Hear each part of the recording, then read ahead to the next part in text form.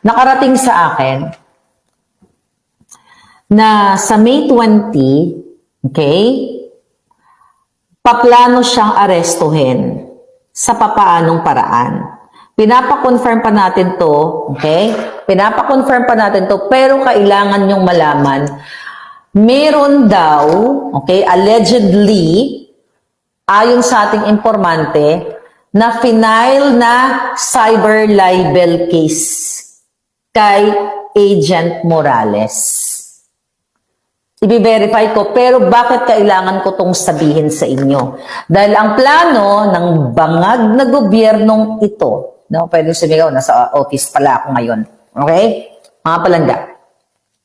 Ang plano ng bangag na gobyernong ito ay hindi nila ipapatuloy ang si Morales sa susunod na hearing. So nagtanim sila